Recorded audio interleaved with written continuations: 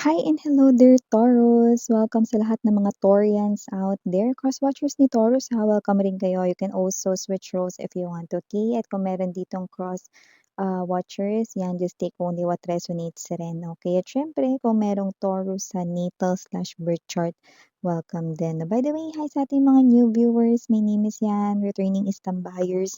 Thank you sa inyong walang sawang love and support for me. At kung hindi nyo pa alam, mayroon pa tayong other channel. Link ay nandyan below sa description box na reading na ito. Kaya naman mga babes, alamin na natin ng mga mensahe para sa iyo.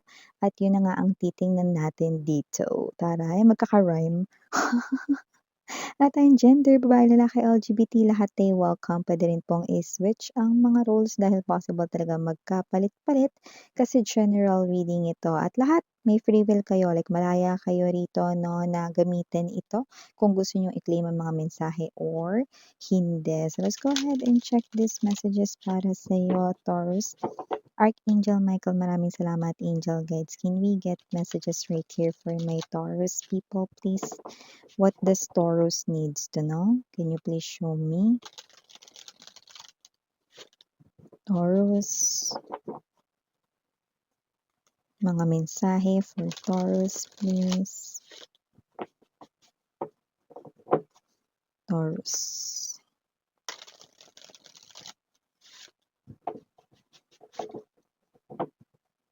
Okay, so daling-dali. Nadali na natin ang energies mga babes. So, tinan na natin kung ano-ano ito for you guys. Okay? Every card no ay nag-hold ng message for you. So, we have here the Knight of Swords. We also have here for you guys the Six of Wands. We also have here the Eight of Cups. And dito din Ten of Swords. We also have here the Hanged Man. Nine of Swords. Bottom of the deck, Three of Wands. Five of Swords. And the Five of Coins.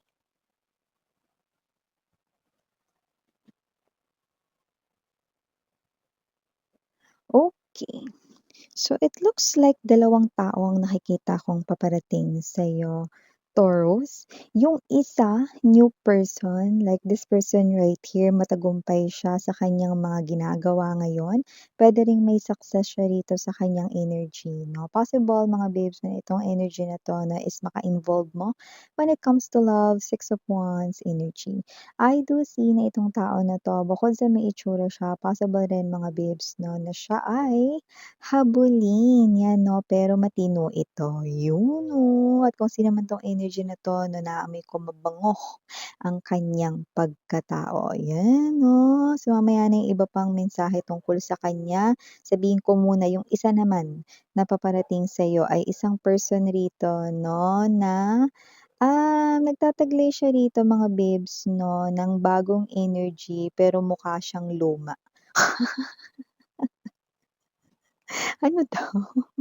With the Ten of Swords 'no, bakit mo nasabi? Yeah, this is your ex right in here 'no, na hindi ko alam kung ilang beses binalatan ni universe 'no, kaya sabi ko sa inyo, luma yung face, ibig sabihin same face, familiar face 'no, pero yung energy nagkaroon ng renewal 'no. This person right here 'no, is parang na-reborn, na-regenerate, na-refresh yung kanyang energy. So definitely, maniwala man kayo or hindi, believe it or not, nagbago na itong ex ninyong damuhong 'no.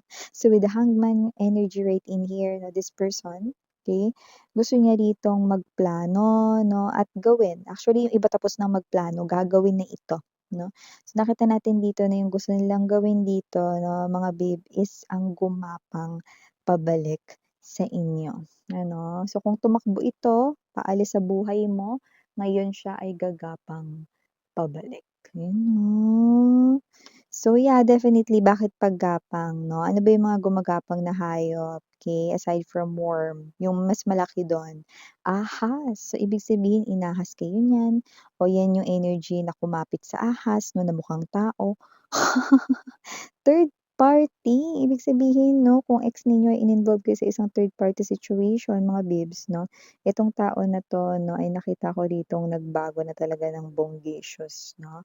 But kung sino man siya, meron siyang matinding karibal at yun na nga yung bago 'no. Pero yung iba mga babes 'no, hindi na kailangan rito ng karibal-karibal 'no, kasi hindi ko na kayo nakikitang mahihirapang mamili. Kasi kung sino man yung pipiliin ninyo malinaw na malinaw sa sabaw ng pusit na ang bagong person ang pipiliin ninyo. Maliban sa successful rito ang kanya rito na background sa life, mabango pa ang kanyang pagkatao, ayan 'no. So whatever the case may mabango miss 'yan, oo, ibig sabihin 'no, this is a yeah, I just heard trustworthy.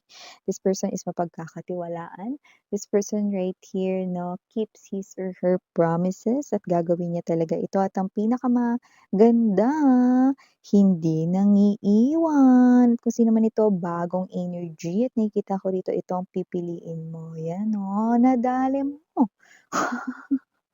Nadali mo ito 'no, na nakikita nating napakagandang balita sa love life mo. O yung iba ka-connect niyo na daw ito ha, yung iba paparating pa lang, yan. Paano ka-connect mo yan? Ibig sabihin nakilala mo na, puwedeng 2 months ago, 3 months ago, yan 'no. So mag-expect ka na lamang ng natural na pag-unfold ng inyong connection 'no, kasi nakikita ko rito na mas paglalapitin pa kayo ni universe 'no, with this hangman right in here. Si universe ang nag-o-orchestrated ng inyo ritong pagtatagpo more, okey?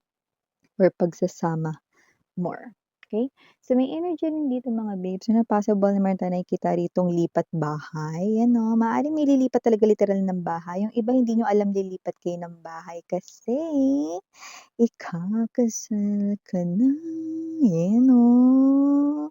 Ikakasal ka na ng hindi mo namamalayan lalo na kung ikaw ay may ka-in relationship na ngayon na talagang na feel mo na siya na ang the one for you. Hindi mo alam na siya ay, nagpaplano na ritong magpakasal 'no, sa inyo. Pero yung kanina 'no, alam mo may na-feel din ako dun. Bagong person pero nakikita ko rito 'no, na nakikita ko na mabilis lang rin kayo rito 'no, na magkakahulugan ng loob mga babes 'no. Hindi dahil mabilis ang magiging mga pangyayari na mabilis din matatapos ito or whatsoever 'no, hindi 'no. Pero nakikita ko nakasali rin kayo rito sa mga maikakasal na pero yung iba na matagal na kayong committed sa person ninyo. Yes, nakikita natin ang marriage for you guys at lilipat kayo rito ng bahay, okey? Puwedeng sa bahay niya kayo tumira 'no or sa bahay na, binili ninyo 'no.